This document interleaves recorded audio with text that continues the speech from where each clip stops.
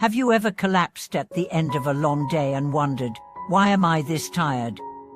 Have you ever felt drained not just physically, but emotionally, spiritually, deeply, without knowing exactly why? Welcome back to our channel. Today we are peeling back the layers of a common experience many people silently endure: persistent exhaustion that sleep can't fix, coffee can't cure, and vacations only temporarily relieve. This isn't just burnout from work or responsibilities, it's soul-deep depletion from pouring yourself into relationships, roles, and expectations that no longer serve you. This video is for the givers, the helpers, the fixers, the ones who carry emotional backpacks filled with everyone else's problems, who say yes when their body screams a no, who feel guilty when they set a boundary and anxious when they don't. If that sounds like you, you're not weak, you're just out of balance, and the first step back to wholeness is understanding where your energy is going and why. Let's begin with a truth that few talk about: not all giving is noble. Some of it is unconscious, habitual, even self-destructive. There's a story of a woman named Clara. She was the reliable one in her family, the first to answer a late-night call, the one who planned the holidays, lent money, gave advice, mediated conflicts. Everyone called her strong, but no one asked if she was okay.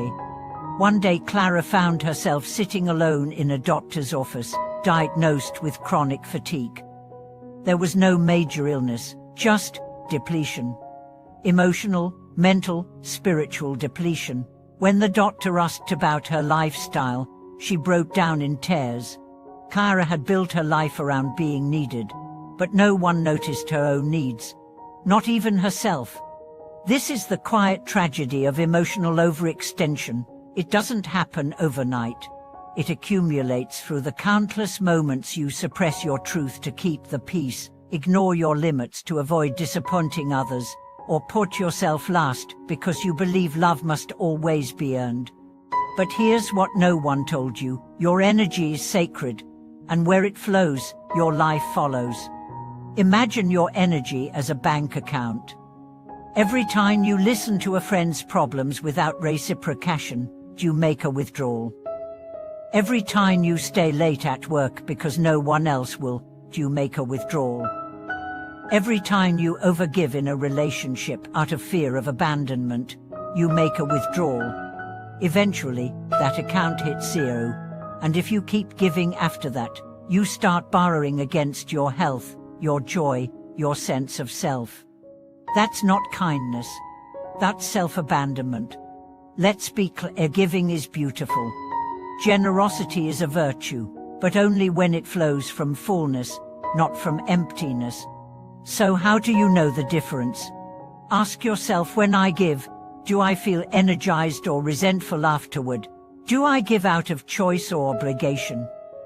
Do I give to connect or to prove my worth? If your giving leaves you depleted, anxious or invisible, it's time to pause. There's a Buddhist teaching that says, you can't pour from an empty bowl.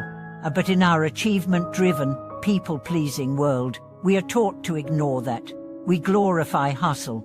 We admire sacrifice. But the truth is, no one benefits from your burnout. Not your family, not your workplace, not your community. And certainly not you.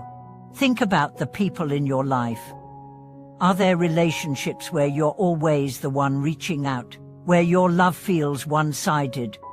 Where you're walking on eggshells just to keep the peace? These are energetic leaks. Not because the people are inherently bad, but because the dynamics are unbalanced.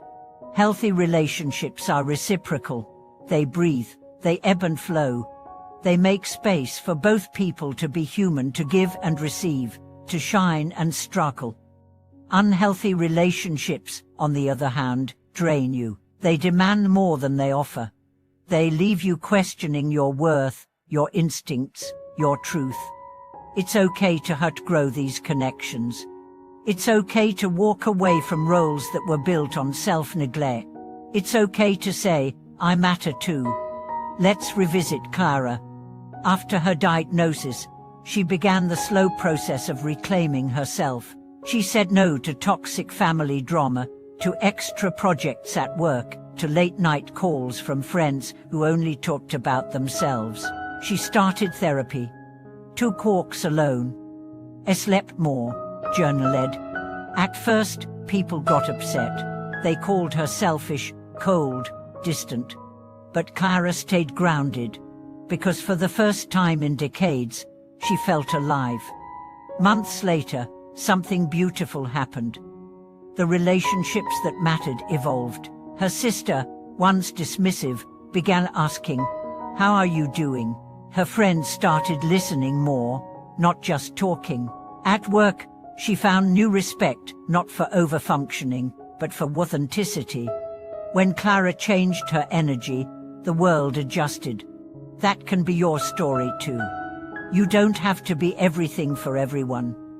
You don't have to carry what's not yours. You don't have to explain your boundaries to people who benefit from your lack of them. You just have to remember this: your energy is life force. Treat it with reverence.